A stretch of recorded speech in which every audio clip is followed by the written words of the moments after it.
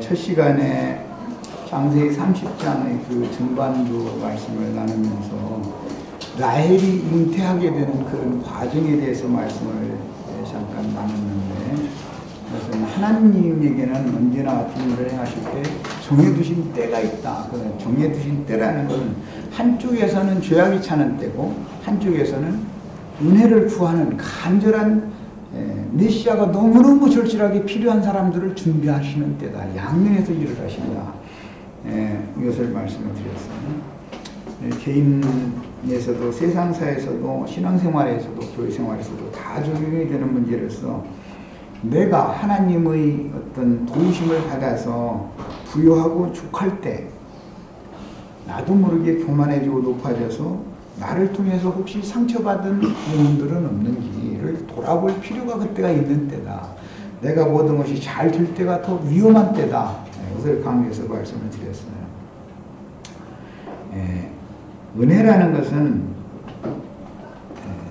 그리스도의 은혜가 모든 것을 좌지우지하고 경영하게 되는 원천인 것인데, 생명이신 하나님 그리스도의 은혜가 사람에게서 끊어지면 그 사람은 죽는 거다. 하나님에게서 끊어지는 거기 때문에. 그런데 이런 의식들이 너무 없다. 우리들이 세상사의 어떤 풍요나 좋은 것들이 나에게 주어졌을 때 그것을 감사함으로 오남용하지 말고 합당하게 쓰는 것도 배워야 된다.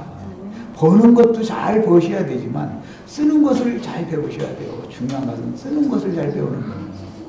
세상사에서도 돈 관리하는 걸 보면 그 사람은 인품이 드러나는 거예요. 뭐 말할 것도 없습니다. 그래서 은혜가 회복되는 때가 바로 생명의 때라 그래요. 창세기 이미 우리는 20장 때, 22장 때 다 말씀을 나눴지만 사라가 태가 열리는 때, 그때를 성경에서는 생명의 때다 그렇게 표현을 해요. 그럼 생명의 때라는 게 생명은 예수 그리스도를 말하는 건데, 생명이라는 것은 예수 그리스도가 나에게 오는 때가 나에게는 생명의 때다. 그리스도의 은혜가 나에게서 소멸되어지는 때는 나는 죽음의 때, 사망의 때가 오는 것이다. 이것이 성경의 개념인 것을 이해하시기 바랍니다. 자, 그러면 예수 그리스도의 은혜를 우리는 어떻게 유지할 것인가? 내가 오늘 겸손해야지 해준다 해서 겸손해지는 것도 아니고, 겸손하게 사는 것마저도 은혜다. 내가 오늘 숨쉰 것 자체도 은혜인 것이고. 그래서 사실은 제일 중요한 것은 하나님의 말씀을 떠나는 것이 죽음이기 때문에 하나님의 말씀을 부지런히 읽고 또 가르침을 받아야 돼요. 교회 생활이란 게 얼마나 중요한지를 아셔야 돼요. 우리 형제 자매님들. 세상에서 별것을 다 얻었어도 생명이신 하나님 그리스도의 은혜에서 끊어지면 끝나는 거예요. 그렇기 때문에 말씀을 다 읽어도 사람의 관점으로만 보이지 하나님이 말하고자 하는 메시지가 안 보일 수가 얼마든지 있는 거예요. 똑같은 성경이지만. 그렇기 때문에 부지런히 모임에 참여하시고 교회 생활에 관심을 많이 가지셔야 돼요. 할 수 있는 한은 말씀을 들어야 돼. 그래야 사람이 밝아진다 그래요. 말씀이 빛인 거예요. 생명 빛은 말씀이에요. 그리스도의 은혜를 유지하는 방법은 말씀을 부지런히 읽고 듣고 묵상하고 해가면서 자신과도 주님과의 관계를 먼저 정립해야 되고, 나의 교회 생활과 그 다음에 주님의 선하신 뜻과 분별을 해봐야 되는 것이고, 인생을 내가 사는 동안에 나의 가정 경영이라든지 모든 면에 있어서 내가 하나님과 나와의 관계가 어떤가를 늘 점검해가면서 사는 것이 이게 은혜를 유지하는 수단이다. 이것을 중점으로 해서 말씀을 나눈 메시지였기 때문에 잘 새겨서 들었을 줄 믿습니다. 이번 시간에는 이제 25절 이하에서 나오는 2달러로 되어 있는 말씀을 한꺼번에 만약에 못 나누면은 인터넷상에 자료를 올려놨기 때문에 꼭 집에서 인용한 성구 같은 것까지 다 찾아가면서 기도를 하면서 꼭 읽어보시길 바라요. 자, 이제 라헬이 요셉을 낳았을 때 그랬는데, 이때를 생명의 때라 그렇게 말하고, 사실은 메시아가 세상에 보내심을 받은 때를 상징하는 거예요. 이것은 예언에 따라서 동정 처녀가 아들을 낳은 상태예요. 자, 그러면 라헬은 지금 처녀가 아니잖아요. 그럼 영적으로 해석을 하면 라헬이 처녀다 그 말은 자신이 속에 들어있는 모든 것들을 자신의 마음을 정결하고 깨끗하게 비워놓은 상태다 그 말이란 말이에요. 모든 게 준비가 되어 있는 상태다. 그래서 신약의 용어로는 세리와 창기와 모든 죄인들은 자칭 의인을 자처하던 유대교 지도자들, 율법사, 서기관, 바리새인, 제사장들, 왕족들 이런 사람들에 의해서 계속해서 멸시받았다고 낮춤당하는 거예요. 말할 수 없는 낮춤을 당하는 거예요. 야, 현실적으로 그들은 자신들의 직업이 보종금 취급하는 세리이고 자신들이 직업이 창기예요. 그러니까는 그 사람들이 멸시를 하고 낮춰도 너무 당연한 것으로 받아들일 수밖에 없는 처지다 이거예요. 이런 사람들. 그런데 주님이 오셔서 누구를 보내냐? 자기 백성, 자기 양들을 찾아오셨지만 마땅히 영접해야 될 자들은 영접을 않고 당세에서 완전히 버림받고 멸시당하던 세리와 창기와 모든 죄인들은 주님의 말씀을 듣고 영접했다는 거예요. 이것이 뭐예요? 누구는 생명의 때고 누구는 버림받은 데다. 자신들은 하나님 앞에서 하나님의 종으로 충성되어 잘 살고 있다고 자부하고 있던 사람들인데 자신들도 모르게 호련히 심판날이 온 거예요. 그들에게는 율법사, 서기관, 바리새인 이런 사람들에게는 더 이상은 견딜 수 없을 정도까지 낮춤당하고 서름당하고 부끄러움을 씻을 방법이 없었던 그런 사람들에게는 구원의 때가 온 거다 말이에요. 그게 생명의 때가 온 거예요. 이런 일은 늘 개인에게도 적용되고 교회에도 적용이 되고 세상 나라에도 적용이 되고 이런 하나님의 말씀을 통해서 특히 우리 믿는 이들이 경각심을 갖고 이번 사건을 겸하여 이제 말씀을 드렸는데 어린아이들한테 전도하는 거에 대해서 관심을 아주 많이 주셔야 되겠어요. 전하지 않은 건 우리들 책임이에요. 그 아이들이 주님 앞에 살고 주님 은혜가 충만한 상태에서 이때 죽었든 내일 죽었든 10년 후에 죽었든 뭐 50년 후에 죽었든 그것은 상관이 없어요. 어차피 주님 품에 가야 되는 것은 인생에게 정해진 거니까 다만 이들이 주님과 자신의 관계 정립을 잘 한 상태에서 주님 앞에 갔느냐가 더 중요하잖아요. 책임은 우리에게 있다는 하나님이 아주 그냥 절감하고 있어요 지금. 그래서 아이들 교회 모임에 가기 싫다고 해도 억지를 안 데리고 반드시 다 데리고 오셔야 돼요. 앞으로는 학생 아이들 그냥 집에 놔두시면 안 됩니다. 억지로 다 데리고 오세요. 그 아이들이 주님 앞에 잘 자라서 주님의 말씀을 계시로 받아가지고 말씀을 전하는 전도자들로 주님이 세울지 누가 알겠어요? 알 수 없는 일이에요. 두 번째 단락, 세 번째 단락 25절부터 43절까지 읽었는데 이런 말씀은 하나님의 사람 야곱이 라반 집에서 이제 떠날 때가 왔다. 요셉이 태어나지 않으면 종살이를 면할 수 없다 말이에요. 물론 앞으로도 6년 종살이를 더 합니다. 이제 양들을 위해서. 그런데 요셉이 태어났을 때 라헬이 요셉을 낳았을 때 야곱에게는 내가 내 집을 세우러 떠나야 되겠다라는 생각이라는 거 번뜩 이게 영이 와야 되는 것이다. 어떤 영이.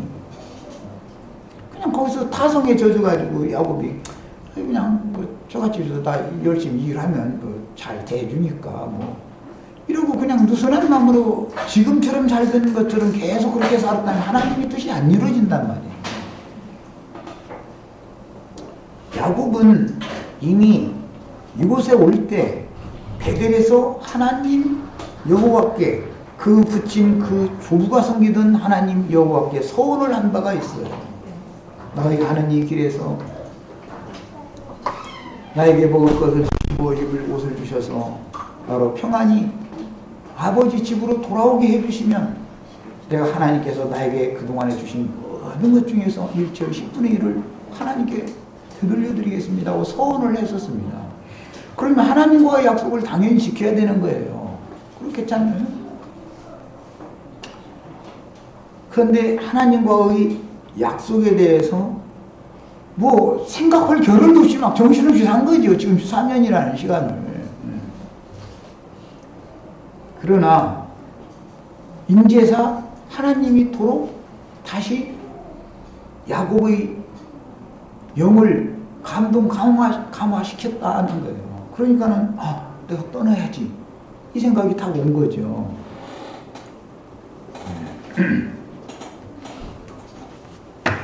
지금부터 이게 야곱이 떠날 마음이 있었지만 떠나지 못하고 6년간 세 번째 종살이를 또 하는 이제 내용이 오늘 우리가 읽은 말씀이에요. 첫 번째 종살이는 구약 시대를 상징하고 두 번째 종살이는 신약 교회 시대를 상징하고 오늘 우리가 읽은 이후로 나가는 6년간의 세 번째 종살이는 오는 천년왕국 시대를 상징하는 거예요. 예수 그리스도는 세상에 보내심을 받아서 때와 기한을 두시고 세 번 이렇게 종살이로 종으로 사역을 하시는 거예요. 구약 시대는 모세와 엘리야로 대표되는 그런 종들을 통해서 이스라엘을 위하여 종살이를 했고, 신약 시대에는 그리스도의 보내심을 받은 사도들과 증인들을 통해서 종살이를 하시는 거예요. 천년왕국 시대에는 인마진 이스라엘 12지파의 그 제사장들을 통해서 또 종살이를 또 하시는 거예요. 이렇게 할 때 하나님의 뜻이 완성적으로 이제 이루어지는 거예요. 이걸 상징하는 거예요. 그런데 내가 돌아가겠습니다 라고 하니까 외삼촌이 야, 너 보니까 너를 통해서 내가 지금 부자 됐다. 하나님이 너를 축복하시더라. 그럼 너 그냥 가지 말고 네가 원하는 삭슬 내가 다 줄 거니까. 지금까지 삭은 사실은 야곱은 다 이미 하나님이 주셨어요. 주신 것은 11아들과 한 딸을 얻은 것 자체, 네 아내들을 얻은 것 자체가 하나님이 주신 삭이죠. 여기 야곱이 그렇게 인식하고 있는 말씀이 나왔어요. 25절에 26절에 내가 이 외삼촌에게서 일하고 얻은 처자를 내게 주시오 그랬어요. 야곱이 14년 동안 일하고 얻은 것은 처자지요. 처자예요. 그런데 처자만 얻은 것이 다가 아니고 하나님의 경륜에서는 두 떼의 양머리를 더 얻어야 된다는 거예요. 그것이 이제 하나님의 계획이었기 때문에 외삼촌이 야, 너 그러지 말고 우리 집에서 좀 더 이렇게 일을 좀 더 해라. 그 대신 네가 달라는 대로 내가 삭을 주구만 이렇게 제안을 하는 거예요. 앞에서는 합한채라는 걸 가지고 라헬과 레아가 서로 흥정을 해가지고 했고, 여기에서는 지금 야곱의 풀삭을 가지고 야곱과 외삼촌이며 장인 아버지죠. 아버지와 그 사위 아들이, 사위 자식이 흥정을 하는 거예요, 지금. 삭을 가지고, 삭을 놓고. 그런데 오늘 말씀을 읽어보면 참 너무 재밌어요. 검둥이 얼음진 거, 점 있는 거, 그걸 나의 풀삭수로나 받을 거니까 나한테는 흰둥이만 놔두고 그 검은 거, 점 있는 거, 아름진 걸랑 외삼촌이 아들한테 다 보내고 이렇게 해서 딱 나눠버립시다. 그래가지고 그쪽에 있는 애들이 내가 흰둥이만 기르고 있는데 여기에서 만약에 점 있는 거, 아름진 거, 검은 것이 태어나면 그거 나한테 품삯으로 주세요. 그러니까는 라반이 가만히 생각해보니까 아따 이제는 이제 장사 잘 되게 된 거예요. 이제 아니 야곱한테는 전부 암컷이든 수컷이든 다 흰둥이만 있는데 어떻게 해서 껌둥이가 태어나겠습니까? 이치가. 그러니까 아따 그럼 그렇게 하자. 그러고는 품삯을 정해놨더니 태어나는 때마다 튼튼한 것은 점 있는 거, 아름진 거, 꼼둥이는 흰둥이 사이에서 그것만 나더라는 거예요. 흰둥이끼리 이렇게 길렀는데, 그러니까 이제 라반이 이거 가만 보니까 이거 흰둥이를 야곱한테 맡기니까 이거 꼼둥이가 나오네. 그러면 야, 이러지 말고 이거 바꾸자. 그래가지고 이제 흰둥이는 지 아들한테 기르라고 그러고 꼼둥이 아름진 거 점 있는 것은 네가 길러 그러고 아니 그러니까 또 이제는 또 힘둥이만 나와버렸고 이제는 꼼둥이 길러라고 하니까 뭐 그렇게 하면 그렇게 했더니 이제 힘둥이만 나. 그러니 이것을 바꾸기를 10번이나 바꿨다는 거예요. 이렇게 해도 품사가 주기 싫으니까 너 힘둥이 길러 하면 내 하고 길러면 또 꼼둥이가 나오고 또 꼼둥이 길러고 하는 건 내 하고 길러니까 힘둥이가 나오고.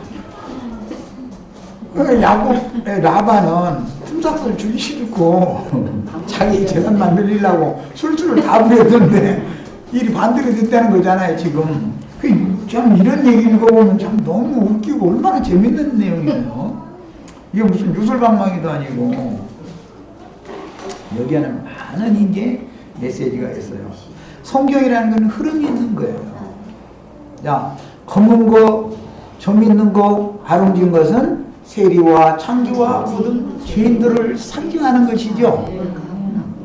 자, 그것들만 계속 힘둥이만 길러가지고 그것들만 야곱의 품삯이 되면 그럼 하나님도 아니에요 그거는 또 이제. 그러니까 라반의 마음을 싹 돌려놔가지고서 야 바꾸자고 그러니까는 야 너 이제 힘둥이 길르지 말고 껌둥이 내가 길를게. 그럼 야곱이야 그건 힘 있어요. 그러세요. 이제 힘둥이 길러. 이제 껌둥이를 길러. 껌둥이 길러면 이제는 힘둥이만 나와버려. 아 원래 껌둥이가 힘둥이 되는 얘기가 뭔 얘기죠? 우리 다 구속사가 뭐예요? 우리 다 원래 껌둥이였죠? 흠과 점이 많은 점 있는 자들이었었죠? 다 얼룩얼룩 어룽진 것들이었었죠?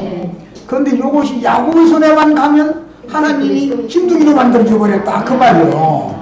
야 이것은 그야말로 기적이에요 이게. 세리와 창조와 모든 죄인들은 예수 그리스도를 통해서 하나님 앞에 의롭다 하심을 받고 자칭 나는 의인이다 하고 자부하고 있던 서기관 율법사 바리새인 제사장들은 하나님이 보실 때는 의롭다함을 받지 못했다 그 말이다 이거야. 구약성경은 전부 모형이에요. 지금 오늘 우리가 읽은 이 말씀이 얼마나 재밌냐고. 야 껌둥이 아름진 거 점 있는 것은 따로 가려가지고 라반이 자기 아들한테 저기 그것도 가까이 있으면 또 왔다리 갔다리 하면 안 될까 하면서 저 사울길이나 이렇게 멀리 이렇게 띄어놨어요. 그래서 이제 야곱은 힘둥이만 기르고 있는데 껌둥이가 나버리는 거예요. 그리고 실하고 튼튼한 것은 껌둥이가 되고 점 있는 것이 되고 아름진 것이 되는데 저희 집에는 새끼가 낳았다고 보니까 가서 보니까 비실비실한 것만 나오는 거예요 이제. 그러니까 야 이러지 말고 야 이거 바꾸자. 그래가지고 넌 저 사울길 저쪽에 가서 쳐.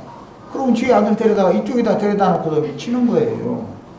라반의 아들들이라는 게 율법사들을 말한다 이게요. 서기관, 율법사, 종교 지도자들을 말한다 이게요. 또 나영재님 말씀만 증거하면 뭐 예배당 목사님들 치는데 이렇게 하면 미안하지만 그분들을 말하는 거다 이거예요. 라반의 아들들로 상징이 됐어. 자신들은 다 의인이라고 자부하고 있는 사람들이요. 세리와 한날 1시에 성전에 올라가서 기도하는데 기도 내용이 얼마나 멋있습니까? 손도 막 걸고 고개를 하늘을 바라봐 하면서 막 주여 구하여 나는 저 천마디가 뭐냐면 세리와 같이 아니하면 감사하나이다. 막 그것도 목소리도 막 어마어마하게 들려 뜨렁뜨렁 해서 저런 세리 저런 놈들과 같이 아니하면 감사하나이다. 감사부터 시작해가지고 나는 일주일에 2번씩 금식하고 11조 헌물도 한 번도 못 적었고 가는도 행한 적이 없고 막 해가면서 자기 자랑을 한참을 들어놨는데 세리는 옆에 서서 그 기도를 가만 들어보니까 자기는 저 사람 옆에 서 있다는 것 자체가 부끄러우니까 가슴을 헛주면서 주려고 하고 할 말이 없더라는 거예요. 가슴만 치고 나를 불쌍히 여겨주시옵소서 그러더라는 거예요. 그런데 하나님은 세리 기도는 들으시고 이 바리새인 기도는 안 들어줬다는 거잖아요. 지금. 그래서 지금 오늘 우리가 읽은 이 말씀이 무슨 내용을 지금 암시하고 있는지를 아시겠죠 이제. 성경이라는 건 이렇게 기가 막힌 거예요. 우리는 나는 의롭다, 나는 다 되었다, 나는 무엇을 가졌다, 나는 부여에 부족한 것이 없다, 이렇게 하면 망한다는 걸 아셔야 돼요. 그래서 그런 사고에 떨어지면 그게 세상 말로 망주 들어서 그런 거예요. 그게 흥할 징조가 와야 되는데 그게 망할 징조예요. 그게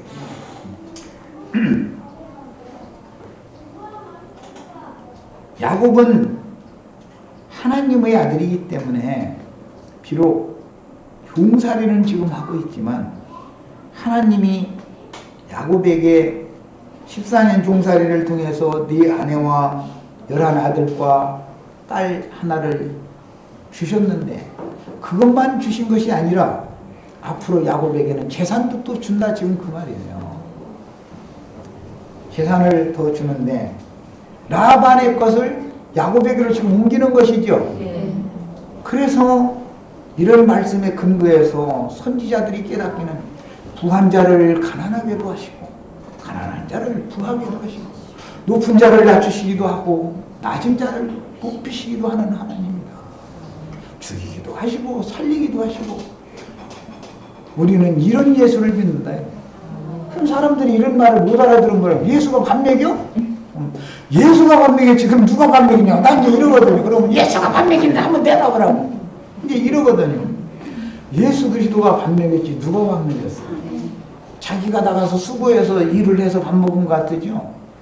아무리 수고를 해도 빚져가면서 살게 하면 수고는 죽어라고 하고도 빚만 질 수가 있는 거예요. 하나님이 삭슬 안 주시면 소용없는 거예요. 이것을 알아야 돼. 사람이 무슨 힘이 있어? 이번에 사건을 보면 알죠. 인간이 얼마나 무기력한가, 인간이 얼마나 아무것도 아닌가 그대로 다 드러나죠. 세계 경제되고 15개국 중에 17개국 중에 하나가 들어간다고 17개국 중에 하나 들어가면 뭐래?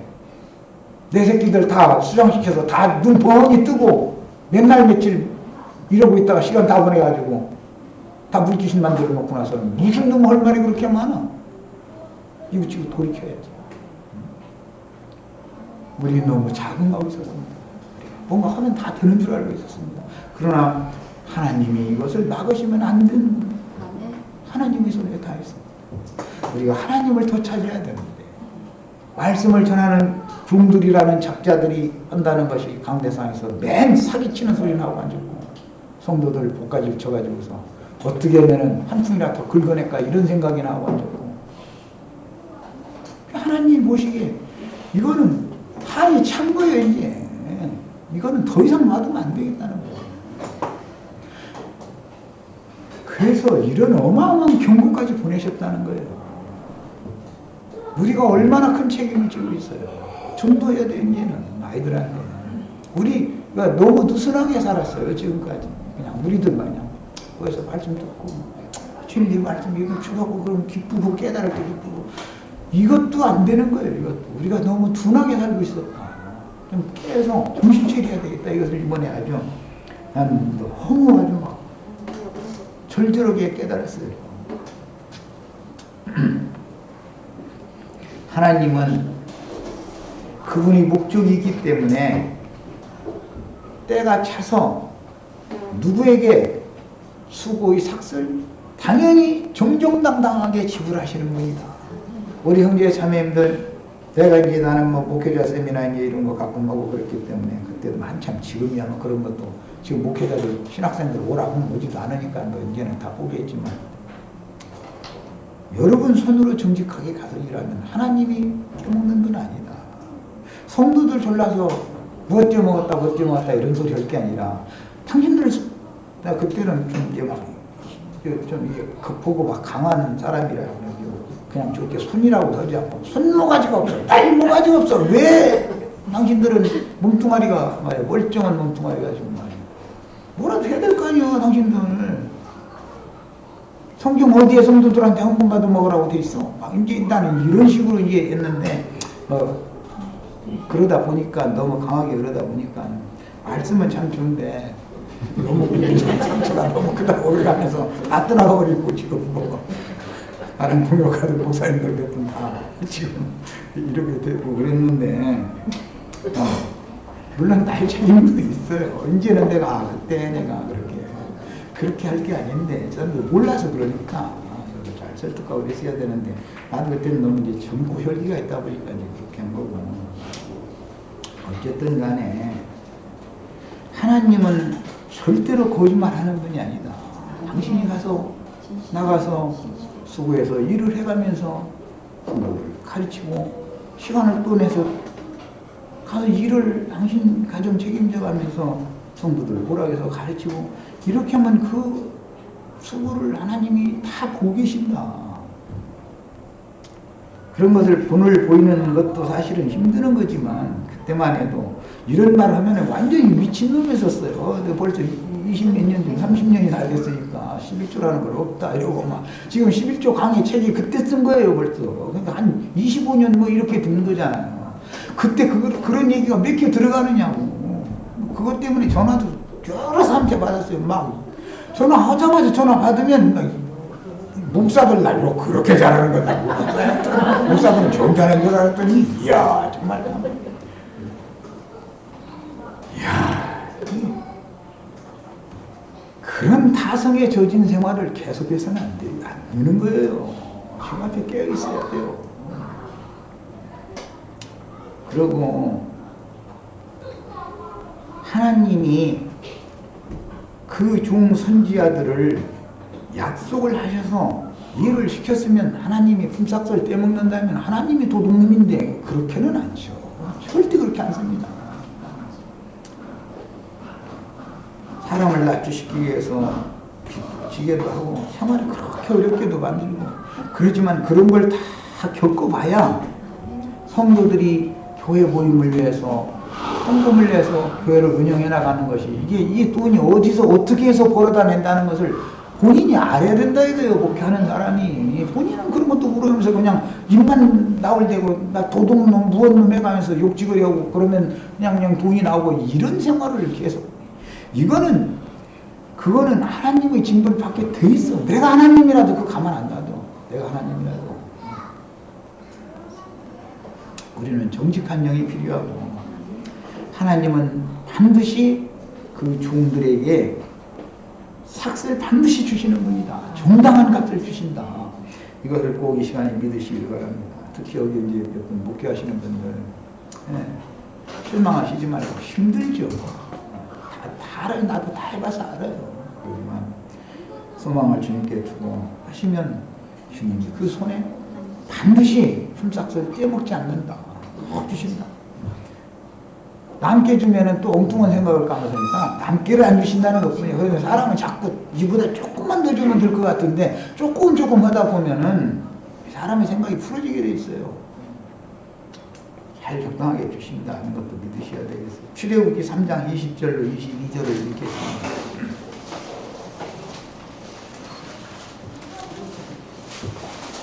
나처럼 전도를 하니까 사람이 안 모이는 거예요. 사실은 전도를 조금만 나도 양심 속여가면서 성경에 없는 걸 조금씩 보태가면서 이렇게 하면은 나도 사람 모으려고만 모을 수 있어요. 그런데 여기 모을 수 있다는 것도 또 이게 엉뚱한 소리는 모아주셔야 되는 일이 이것도. 근데 이게 사람의 생각과 하나님의 생각이 얼마나 다른가를 우리는 배워야 된다는 거죠. 자, 20절부터 22절 같이 있습니다. 내가 내 손을 들어 애국 중에 여러 가지 이적으로 그 나라를 친 후에야 그가 너희를 보이리라. 이것이 앞으로 야곱이 당할 6년 동안이죠. 6년 동안이고 이게 때가 돼야 나가는 거예요. 그냥 야곱이 다 나가고 싶다. 그런 나이에서 나가는 게 아니에요. 내가 애굽 사람으로 이 백성에게 은혜를 입히게 할지라. 너희가 나갈 때는 빈손으로 가지 아니하니 여인들은 모두 그 이웃 사람과 네 자기 집에 거류하는 여인에게 은폐물과 금폐물과 의복을 구하여 너희의 자녀를 꾸미라.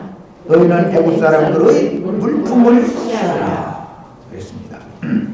이제 그 난하주에 보면 약탈이라는 뜻이 있다. 취한다라는 말은 약탈해가지고 나가라. 이렇게 되어 있어요. 자, 야곱이 두 떼의 양무리를 하나님이 주시는 삭수로 받아가지고 나가는 것은 사실은 야곱이 라반에게서 약탈해가지고 가는 입장이다. 그런 말인데, 뒤에 바벨론 포로 생활에서 이스라엘이 돌아오게 될 때 에스라서 1장에 보면 그냥 빈손으로 돌아오는 게 아니야.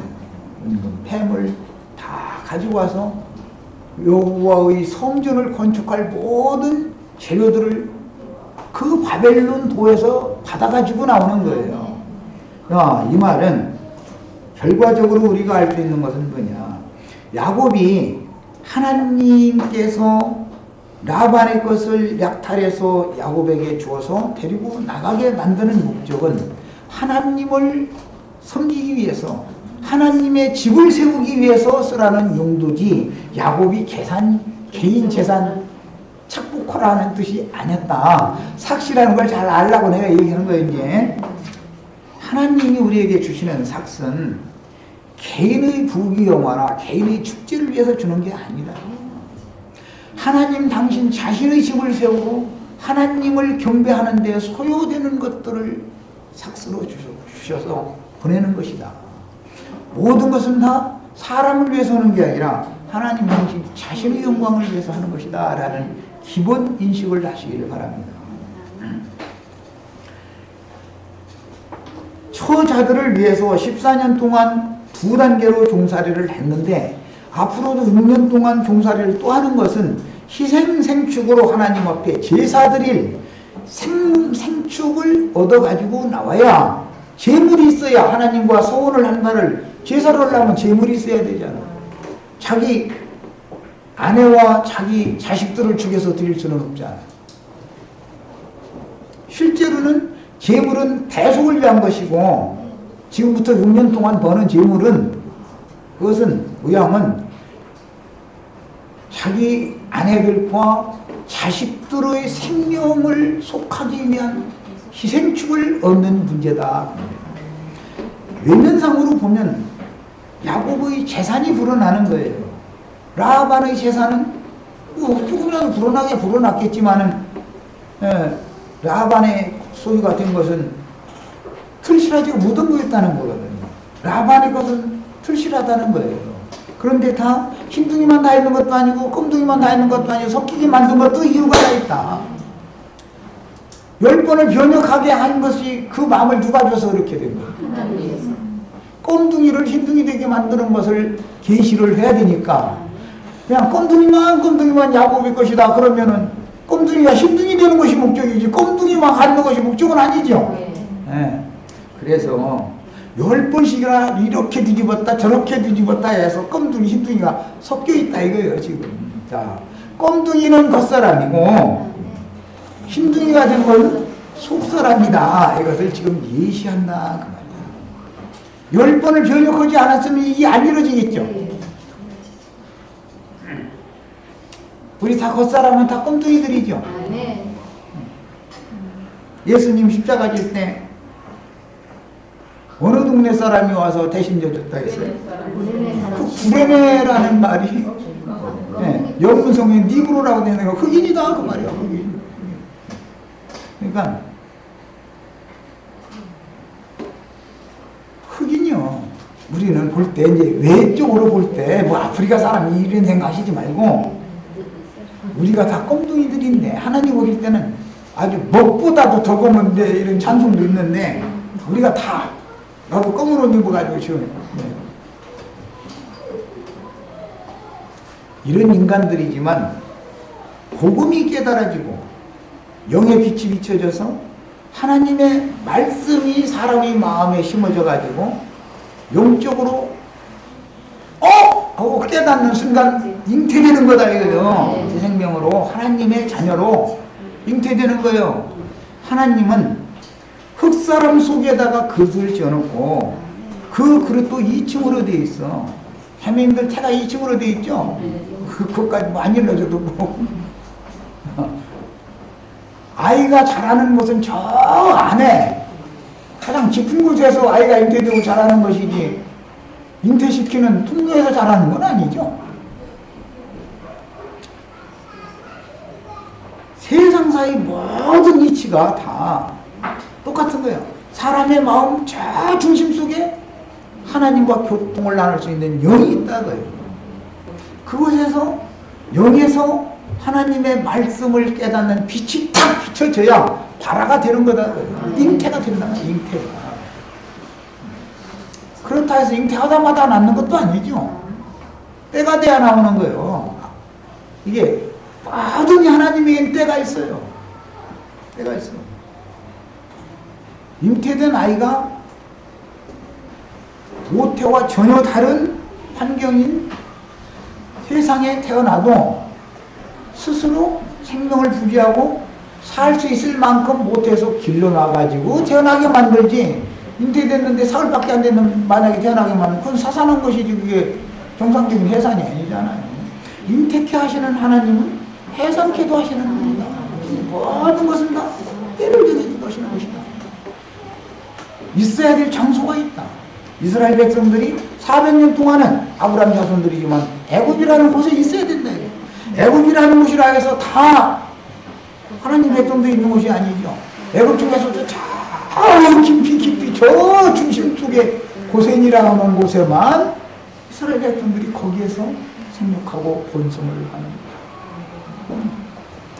하나님의 생명의 이치는 늘 똑같아요. 야곱이 지금 아버지 집으로 나는 돌아가야 된다라는 이런 생각을 하게 된 것 자체가 하나님께서 때가 찼기 때문에 그런 의식을 야곱에게 준 것이고, 그런데 라반은 야곱을 종으로 더 부려먹어야 자기에게 이익이 있겠지 싶어가지고 붙잡아 놓는데, 품삯을 10번씩이나 변역을 한 것은 출애굽기에서는 10제약이 끝나지 않으면 못 나온다, 지금 이 말이에요. 아무리 잉태를 했어도 때가 차야 출근을 하는 것이지 그냥 무조건 나오는 게 아니다.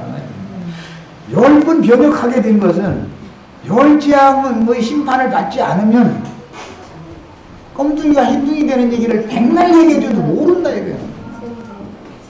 오늘 내가 지금 이 창세기 30장 25절로 43절을 읽고 나서 이게 껌둥이가 흰둥이 되는 이야기다 이렇게 얘기하면은 그 사람 밑도 끝도 없이 말이야. 그 성경 해석 참 이상한 거 하더만 지멋대로 풀고 분명히 그럴 거예요.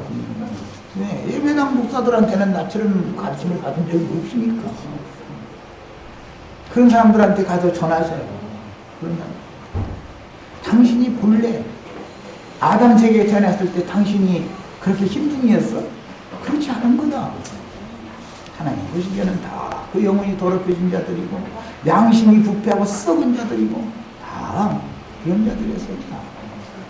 그런데 야곱의 소유로 하나님이 주시면 세상신 마귀에게서 빼앗아가지고 하나님의 아들 예수 그리스도의 소유로 하나님이 주시면 그는 흰둥이가 되는 거예요. 하나님이 그를 의롭다 하시면 그럼 그 방법은 뭐냐? 예수 그리스도 그분이 나의 모든 죄와 허물들을 대신 짊어지고 죄값을 지불했다는 사실을 믿어줘야 되는 거다. 이것이 믿어지는 사람에게는 의롭다 하심을 하나님이 의롭다 하는 거예요. 이제 인간이 볼 때는 뭐 세리고 장기고 그러니까 뭐 그 사람을 의롭다 한다고 하면 말도 안 되는 소리죠. 그러나 그것은 사람이 보는 눈과 하나님이 보는 눈은 다르다라는 것을 알아야 된다. 또 이제 이런 복음을 잘못 전하면 그러면 지금부터 은혜를 많이 받기 위해서 가서 뭐 도둑질을 해서 살아도 그냥 이러고 온 것은 그건 억지 쓰는 소리고, 도둑질을 해서 살아도 되는지 안 되는지는 내가 말해줄 필요 없어요. 자신의 양심에서 다 말하고 있을 거니까. 마음의 새긴 율법이 다 있는데 내가 그런 걸 설명해 줘야 돼? 그런 마음의 법, 저주의 법에서 해방받는 얘기를 나는 해주는 사람이지, 무슨 가서 나쁜 짓을 해서 사시오 마시오 그렇게 하면 감옥 갑니다 이런 걸 일러주는 사람이 아니에요. 그건 전도자도 아니에요. 그런데 오늘 교계에 많은 전도자라는 사람들이 뭘 일러주는 거예요 지금? 전부 세상 윤리 가르치고 있는 거 아니야. 윤리도덕이라는 건 남한테 가르침 받지 않아도 이미 마음에 새긴 율법은 다 있는 거예요. 선악과의 나무 열매를 먼저 먹게 만드는 목적이 있는 것이다 이거예요. 왜? 인간은 스스로는 하나님의 의에 이룰 수 없다라는 것을 깨닫게 하기 위해서 나는 죄인일 수밖에 없기 때문에 메시아가 절대적으로 필요한 존재라는 것을 깨닫게 하기 위해서 선악을 알게 하는 나무실과를 먼저 먹게 만든 거예요. 그래서 그게 모든 인간은 마음에 새긴 율법이 다 있다 이거예요. 그게 없는 사람이 어디가 있어. 아무리 안 믿는 사람도 저 인간만 양심이 삐뚤어졌더만 뭐 이래서 자기 양심은 삐뚤어진 게 아니라 꼬부라졌으면서 말이야. 용수철같이 꼬부라졌어. 그래가면서 남 양심 삐뚤어진 걸 얘기하고 세상 말로는 뭐 병묻은 게 똥 묻은 게 뭐 타탄다는 거 이게 타락한 인간 죄인의 상태가 이런 상태다. 하나님의 말씀이 구속이라는 것이 뭔지 하나님의 구원이라는 것이 뭔지를 너무 전혀 모르고 있다 이거예요. 가르치는 목회자들마저도 이 사실을 모른다 이거예요. 창세기 30장 이거 읽고 나서 나처럼 이렇게 말씀을 증거를 하면 껌둥이를 신둥이 만드는 게 하나님 구원이다 이런 얘기하면은 성경 해석을 말해 멋대로 이렇게 나가게 말입니다 이거예요. 왜 그러겠어요? 사람의 옳음과 사람의 선함과 사람의 지식이 하나님의 참 지혜와 지식을 덮어버리기 때문에 그런다는 거예요. 이것이 교만이단 말이에요. 세상에서 뭐 가진 것이 있고 배운 것이 있는 사람은 뭔가를 소유가 부족하고 없는 사람들을 멸시하는 태도를 갖기가 쉽지만 그런 죄보다도 영적인 교만이 훨씬 더 큰 죄인 것을 알아야 돼요. 사람이 영적 죄가 얼마나 무서운가를 알아야 돼요. 오늘 우리 형제 자매님들에게 하나님의 은혜가 임하셔서 이 세상신 마귀에게 다 탈취당해 있었고 세상신 마귀의 소유였던 마귀의 세간살이들이었던 형제 자매님들의 영혼이 형제 자매님들 속에 있는 악한 귀신을 주님의 성령께서 오셔서 다 쫓아내 주셔서 형제 자매님들의 영혼 속에 주님의 왕국이 임하기를 바랍니다. 이것이 복음이에요. 내가 어떠한 죄인인지를 알아야 내가 누구의 소유였는지를 알아야 이제 내가 나의 참 소유주가 누가 돼야 된다는 걸 알아야 구원을 받을 거 아니겠습니까? 내가 어디에서 떠나서 어디로 가야 되는지를 이것도 모르고 살면 거예요. 목회자들 대부분 다 강대상에서 얘기는 다 해요. 나는 어디로부터 와서 어디로 가는가? 나는 무엇 때문에 이 생을 살고 있는가? 이것을 알아야 된다. 맞습니다. 예수님은 나는 내가 어디로부터 와서 어디로 가는지를 알거니와 너희는 그것을 모른다 그랬어요. 목회하시는 분들이 사실 이걸 모르는 분들도 많다 이거. 입으로는 그렇게 말을 해가면서도 우리 첫사람이라는 건 다 흘려서 취함을 받은 아담색이 있던 사람들이기 때문에 이것은 이미 더럽혀져 있기 때문에 검둥이 점 있는 것 아롱진 것이라고 상징한 거예요. 상징한 거예요. 내가 그런 사람이라는 것을 인정하지 않는 한은 흰둥이가 너는 시다라고 하나님 앞에 절대로 인정받을 수 없는 것이다 이 말이에요. 그게 바로 나다라고 인정을 해야지. 그러나 세리와 장기와 죄인들은 인정을 안 할래요. 현실이 그런데 어떻게 할 거예요? 현실이 그런데 왜 유대교 지도자들에게 멸치를 그들이 밟고 짓밟힘을 당해가면서 인생을 살고 눈물 가운데 살았겠어요? 말라기서에 보면 너무너무 놀라운 말씀이 나옵니다.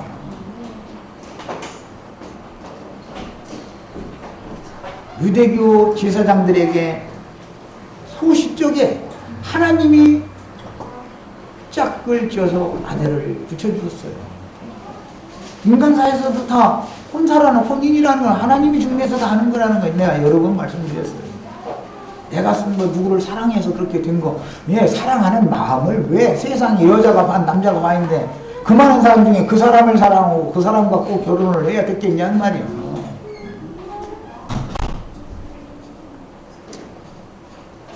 소시적의 이스라엘의 제사장들에게 배필로 하나님이 정해주셨어요. 그런데 그 배필은 마음에 안 들어. 가난한 여자가 화장도 이쁘게 잘했고 뭐 요즘 말로 하면 성형수술 해서 좀 고치고 뭐 어떻게 해가지고 아이 뭐 이제 그런 것이죠. 말하자면 뭘 많이 가진 것이 있고 힘이 있는 그런 신자들을 더 좋아했다. 하나님은 고아와 과부와 힘없고 불쌍한 사람들을 당신의 종들인 레윈들에게 맡겨서 너희 삶에 대한 모든 걸 책임은 내가 질 거니까 나는 고아와 과부와 이런 불쌍하고 힘없는 사람들을 아끼고 사랑하는 여호와니까 너희들이 맡아서 그들을 잘 보살펴주라 하고 부탁을 한 거예요. 그게 짝지어졌다 이렇게 표현했어요. 말라기서에서. 소시적부터 그들을 짝지어졌다. 하나님의 마음은 그들에게 있는 것이지 가만 놔둬도 잘 사는 사람들한테 있는 게 아니에요. 그런데 그 사람들은 뭐 아무리 졸라도 안 할 소리인지도 모르지만 목회하는 사람들이 점점 누구를 미워하느냐면 돈 안 내고 이렇게 와서 말씀만 듣고 그냥 가고 몇 년이 지나도 돈을 잘 내는 기색이 안 나오고 이러면은 관심을 안 둬요. 그런 걸 상징하는 거예요. 하나님이 짝지어준 그 여자를 멀리 해버리더니 가나안 여자를 더 사랑해가지고 지 하늘을 쥐어버렸다. 하나님이 이제 화가 난 거예요. 레인들이 다른 사람들 보고 윤리도덕적으로 너 가늠했지 창녀지 그러면서 요거지만 하나님이 보시기에는 하나님이 짝지어준 여자가 아닌 다른 여자를 데리고 살면 그놈이 가늠하는 놈이다. 이놈들 말이야. 하나님은 이렇게 보는 거예요. 11조 얘기만 나오면 그것은 평신도들이 돼야 되고 목사는 받아야 되고 이러면 안 된다. 야곱이 앞으로 아버지 집으로 돌아간다는 것은 베델 하나님의 집으로 돌아간다는 뜻이고 거기에 가서 서원을 갚는다는 뜻은 11조를 가서 제사를 드린다는 뜻인데 11조로 제사를 드리려면 생축이 있어야 되잖아요. 생축이. 그래서 지금 생축을 더 주는 말씀을 한 거예요. 오늘은 이 말씀을 다 못 나눴고 다음 일요일날 조금 더 다른 다음에 31장으로 넘어가도록 할게요. 시간이 다 됐기 때문에 여기까지 해주시겠습니다.